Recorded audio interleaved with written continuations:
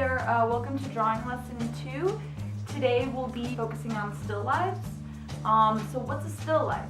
So basically it's kind of a random arrangement of objects of varying heights, width, colors, transparencies, and just kind of laying it out in an interesting arrangement and then drawing it. Yeah, so we'll be dividing it up into 4 sections. So we're first going to do a 5-minute drawing, then we're going to do a 10-minute drawing, then a 15-minute drawing, and then what comes next? 20-minute drawing. And so that's how a lot of figure drawing classes that I've attended have been laid out. So for the 5-minute drawing, it'll be just a quick sketch, just trying to get the proportions right and the composition right. The 10-minute drawing will get a little more detailed, 15-minute, more detailed, 20-minute drawing is going to be the masterpiece. I mean, they'll all be masterpieces in their own way, of course. So before we get into it, just a quick lesson on understanding proportions and angles.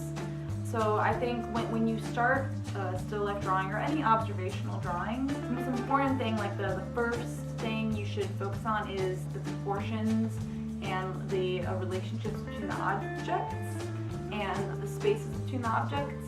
And so really getting that down is super important, and that's why when you start off drawing, you're going to start off kind of with lighter strokes, and then once you've kind of finalized the proportions, you can start using darker strokes. But that's really important, getting the proportions right, because I mean, yeah, you can have like a beautiful surface gradient, but if the head is 3 times bigger than it should be on, let's say, a sculpture, or if the handle of the tea kettle is way too small in relation to the body, you know, it's just gonna look silly. Now, if you're going for like a Dr. Seuss thing or kind of a caricaturized or silly looking drawing, you know, that by all means go for it. But today we're just going to focus on accurate representations of the things that we're looking at, because it's a really important foundation to hone in on and to develop and become skilled at before moving off into, you know, the cartoony, surreal, whatever realm that you're interested in. So there's a trick for getting the angles correct. Let me go get a pencil. Yeah, it requires a pencil and your eyeballs, and I'll show you how to do that. Okay, so when trying to get the angles right for your drawings, which is crucial to portraying an accurate representation of the still life or whatever object or landscape, person that you're drawing, there's a trick for how to get those angles right. So first thing you want to do is you want to establish the horizon, or where the wall meets the floor, or if you're drawing a landscape, the earth, and you just kind of put your pencil out like that. It's flat. So now we're trying to, let's say we're trying to draw this desk and this chair and this shelf over here on the right. And these angles are kind of freaky looking. They're a little weird. It's hard to pinpoint them and really understand what's going on, and especially when drawing it. So what you do is you pulled your pencil out, and now let's say we're trying to capture this edge of the desk. So what you do is you take your pencil out, you know, your arm is in front of you, straight arm, and you're going to kind of mirror the angle of the pencil with the angle of the desk. And then you can kind of understand which direction the angle is going in, and also like how acute or obtuse the angle is. And so that might seem pretty basic, but sometimes you really can't tell, especially when drawing buildings, if an angle is like that or like that. It's weirdly complicated. And so so you see that angle is different from that angle. And they're both, you know, the edges of these objects, and they're in a similar plane, but you see how they're different? And, you know, I could explain to you why that is, but that gets a little too complicated. Basically, it's called the vanishing point, and it's right around there, and all the horizontal lines are going towards it. So this horizontal line is going in that angle, this horizontal line is going in that angle. And so and then with this chair, you kind of mirror those edges with your pencil. You know, after you mirror it, draw it out so that you don't have to think about it again. The edge of this side of the desk, yeah, really different. Very different from this side. And very different from this. Look at that. Look at that. That edge, very different. Not very different, actually. Almost similar to this edge, but see, if you were drawing this object from your head, you would think, oh, this edge should be parallel with that edge, but that's in a perfect world where there's no perspective. But we live in a world where there is perspective, there are vanishing points, and I won't get into that, but basically, when you're drawing something from observation, the edges are never really going to be parallel because of the way our eye works. If you were doing an architectural drawing of a building, you know, you would have those lines be parallel, but in reality, that's not how we see things, and that what we're drawing what we're looking at. We're drawing what we see, not what we know.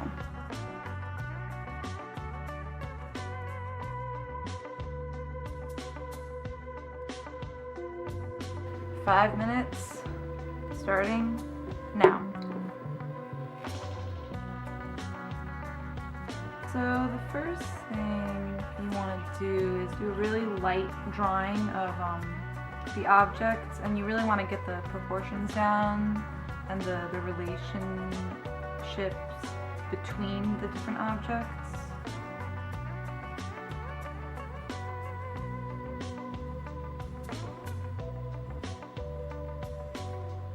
Make sure that is honed in on before you get into the details. And I mean, really, for a 5-minute drawing, there is no time for details.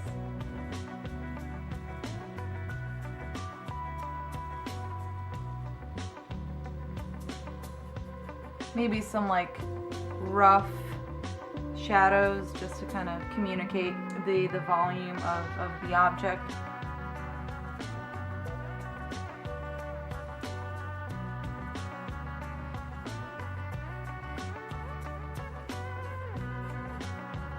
Yeah, this one's not supposed to be your Mona Lisa. I mean, nothing should be your Mona Lisa. That painting is average.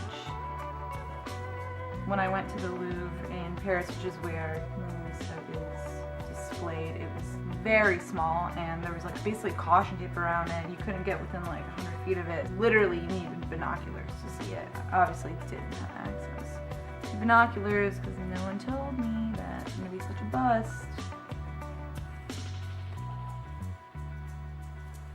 But yeah, anywho, you know, this drawing is really about just getting the basic shape down and the relationships between the shape. You don't want like perfectly rendered lines, you know, you kind of want to make small, sketchy strokes. That's the preferred or more effective means of communicating what you're trying to portray in your drawing.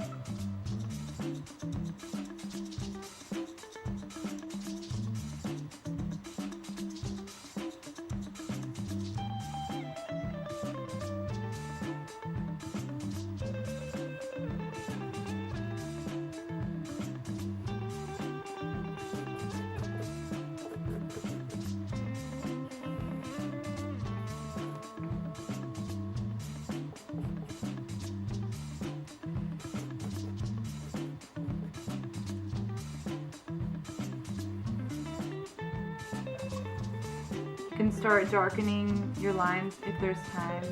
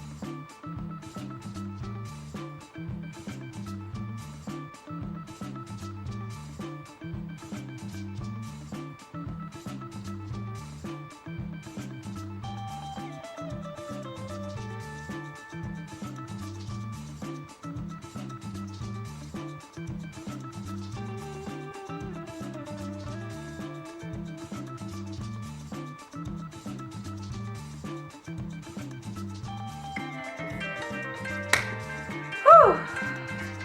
All right. 5 minutes up.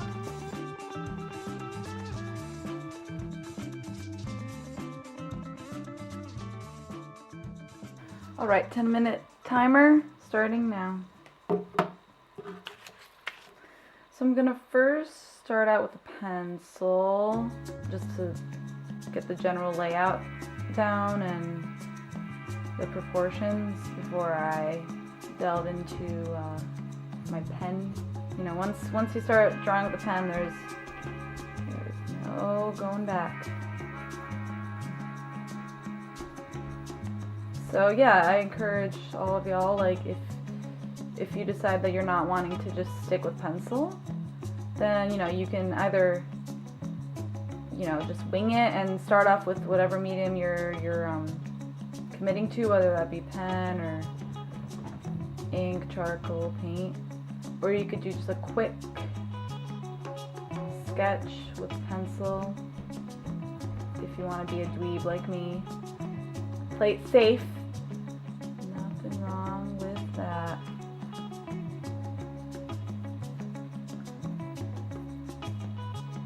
You can always erase the pencil marks later.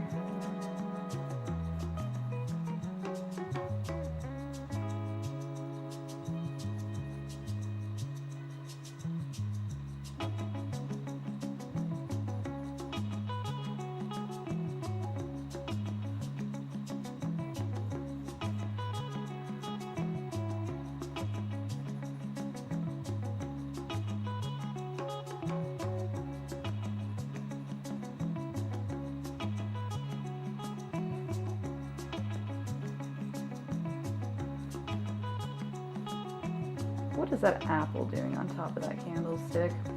Who did that? Was that me? Did I do that? Seemed like a good idea at the time.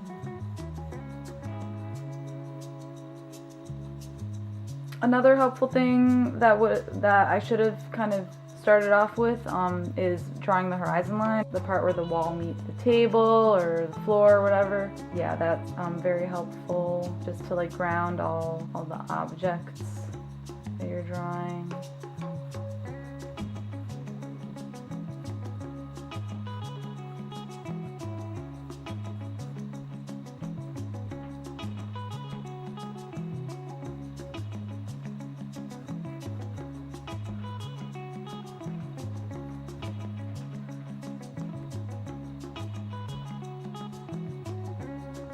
Okay, almost done with the outline, and then I'll move on. Bigger and better things.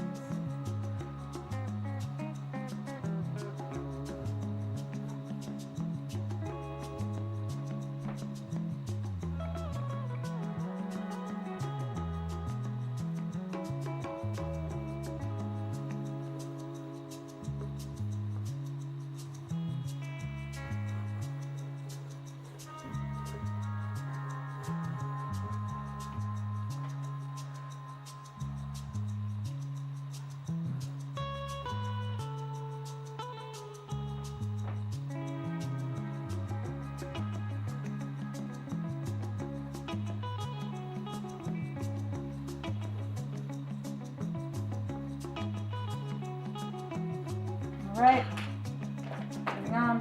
So I'm going for pen.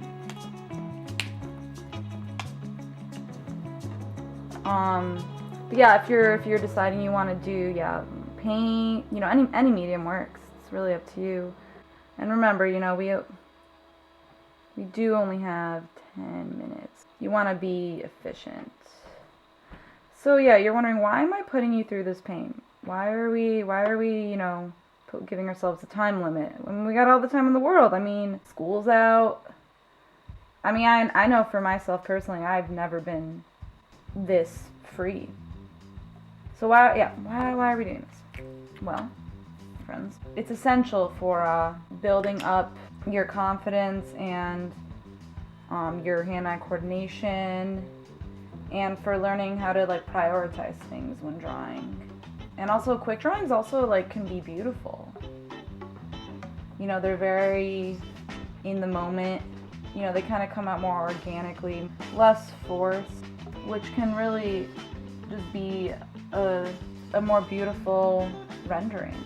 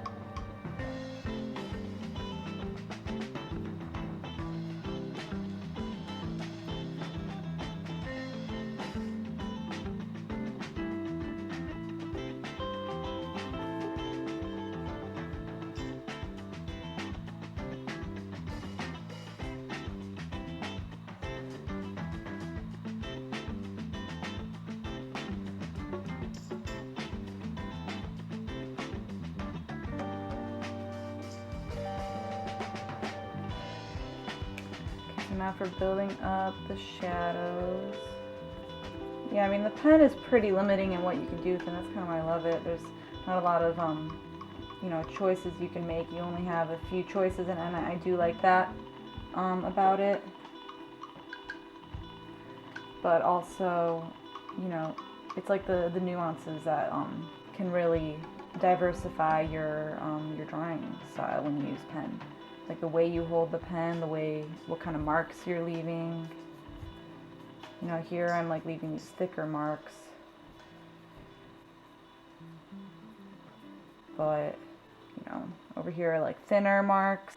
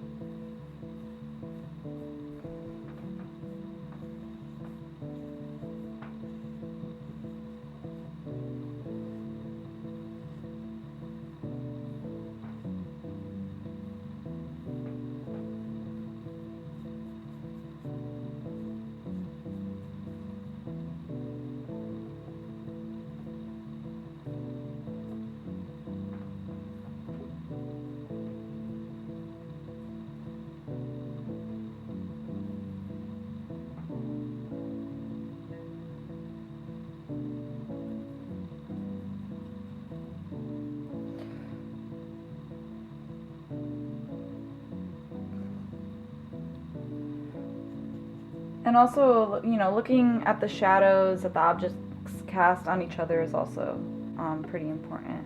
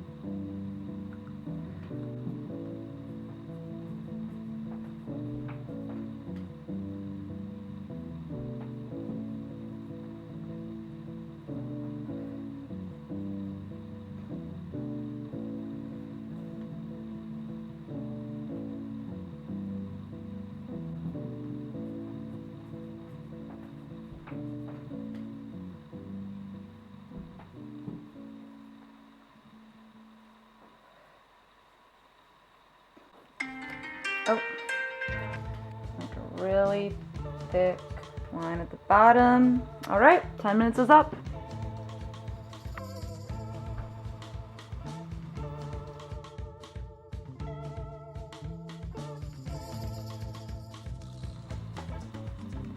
"15 minutes starting now."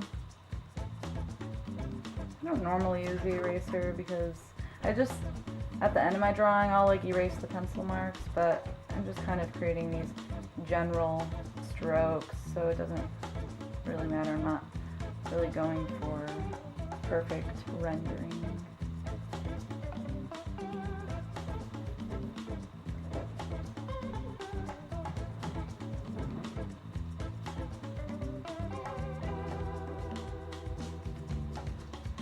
It's getting a little easier, I would say.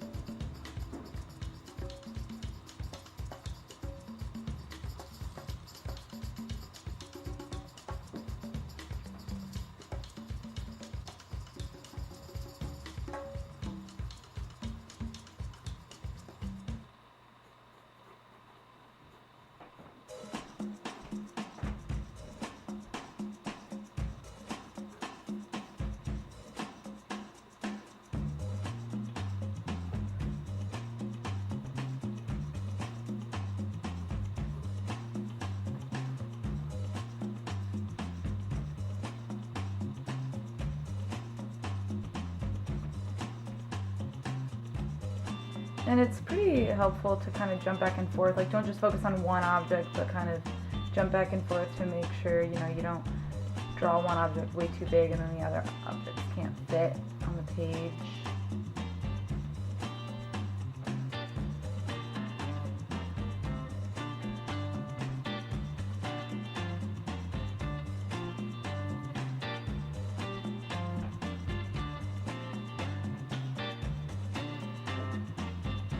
You know, and I also, when I draw an object, I like to kind of just draw a little bit of one side, then the other side, just to make sure I'm not going too crazy with one side and then I notice that I can't fit the other side of the object on the page, or that it's totally off kilter or whatnot. So because I have a little bit more time, I'm going to maybe do a little bit outlines and then also kind of build up the shadows a little bit more. A little bit more than last time.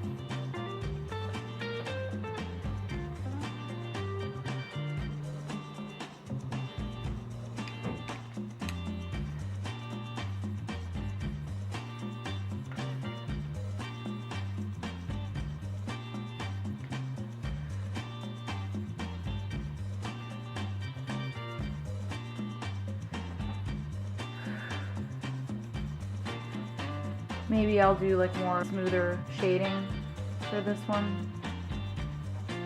Switch it up.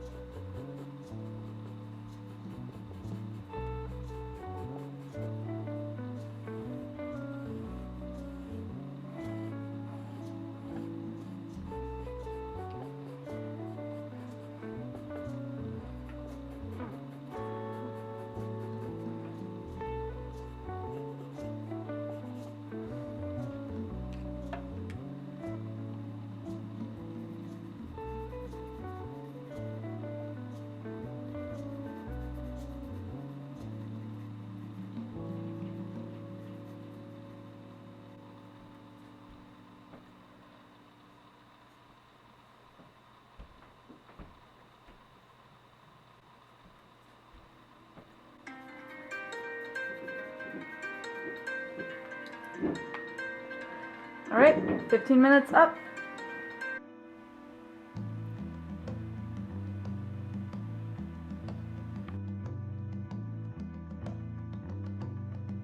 All right, 20 minutes starting now.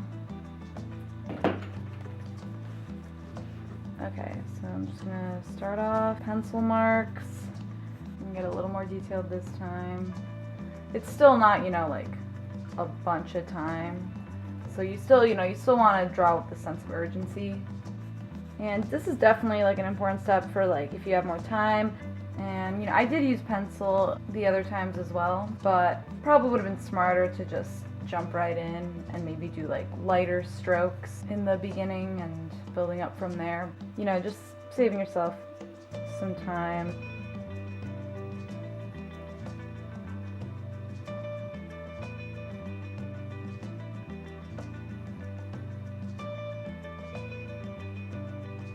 So after I'm done drawing that outline, I'm going to use ink. Super excited. It's one of my favorite mediums.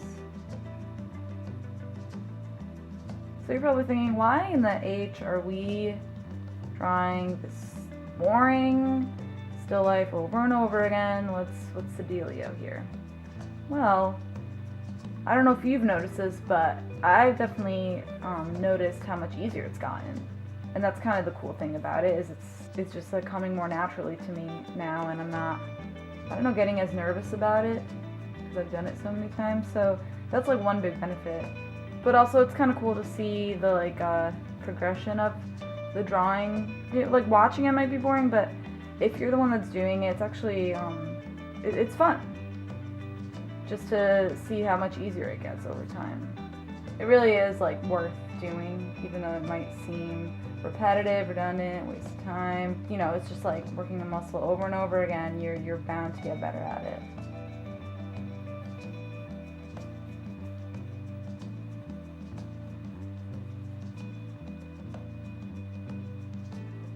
I think there was a bug.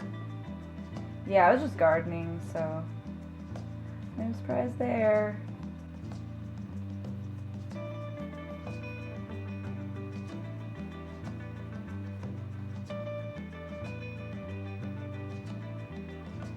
So you're probably wondering, who is this man that we're drawing?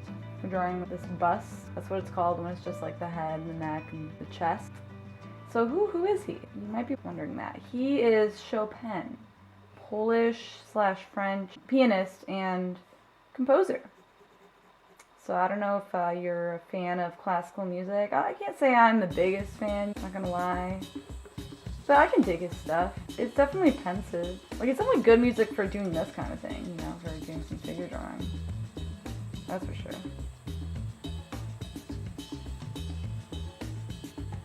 When you draw like cups or pots, the top part, it's just a lot easier just to draw a circle like separately kind of and then add to it instead of kind of trying to split, do the bottom part and then do the top part later. Just literally just draw a circle, obviously a squashed circle, because we're looking at it from an angle, but instead of kind of drawing the bottom part first and then top part, because it can look a little disjointed, so it's a little better to draw it all at once.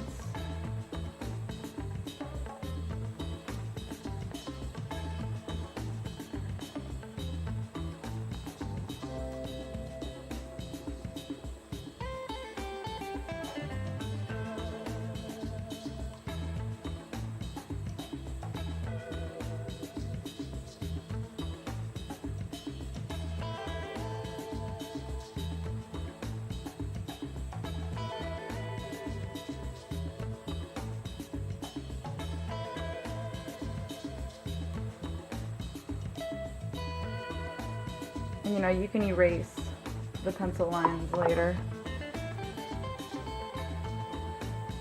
Alright, I'm diving into the ink. No time for dilly-dallying.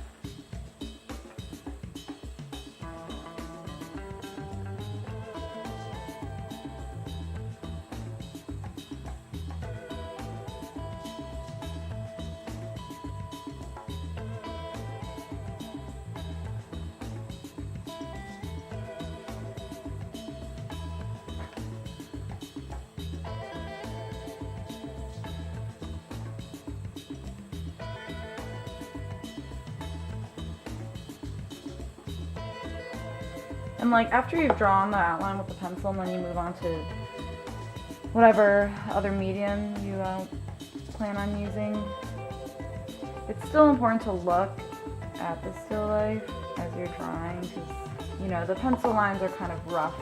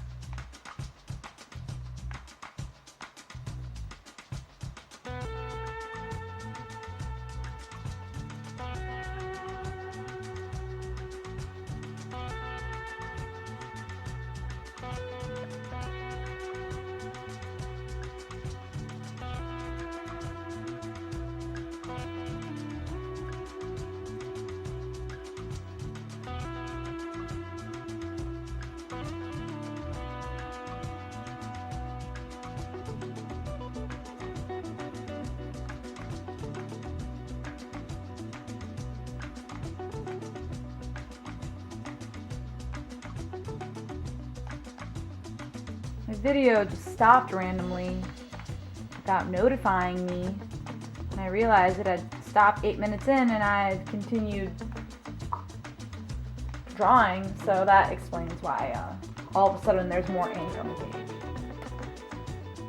This camera, it's out to get me, I swear. But you know, I understand. I mean, I hadn't used this camera in years. It was just collecting dust in my closet. Totally just like abandoned. But I brought it back out, you know. That was about time.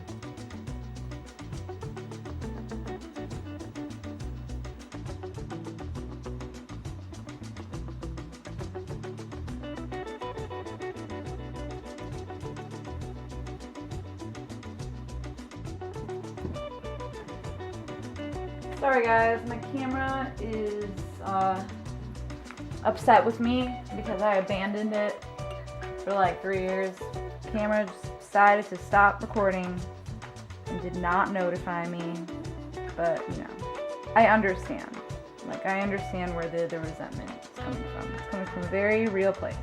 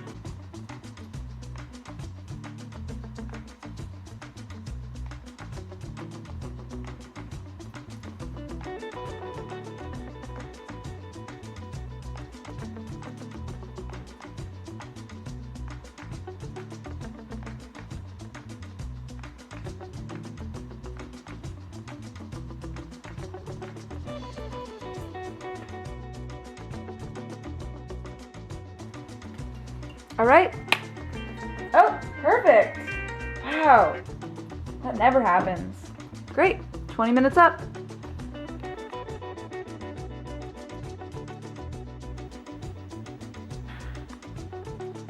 Okay, so a quick lesson on how to set up a still life if you want to try this at home. Because after you've watched this video and maybe drawn along with me, I would hope that you would feel inspired enough to set up your own still life and do your own observational drawing, because one really important takeaway from this, it's way better drawing from life than it is to draw from photographs, especially if you're trying to capture an accurate representation of something. You really, 2D photographs don't do it justice. So I encourage you to set up your own still lives at home, and then that's the fun part, really. Drawing it can be the more stressful part, though I find it fun. So how do you set up a still life? So for one, you want a surface, a flat surface, a table, maybe set a table, white tablecloth on it, something that isn't too distracting. And you're going to want a light source, some kind of lamp, and preferably you're going to want it at an angle from either side, not from above or below. You know, you don't want it perfectly above. You want shadows, because a light source coming from an angle creates interesting shadows and highlights on the objects, which makes it a lot easier to draw them. That's what we're trying to capture. So that, like, using a lamp is really nice, and don't rely on natural light in this instance. I mean, you can be near a window, but you know, like, the sun moves, and so the light source would be moving while you're drawing, and that can make it complicated. Now, what objects do you use? So I encourage you to just walk around your house and just scavenge. Make sure your parents are okay with it.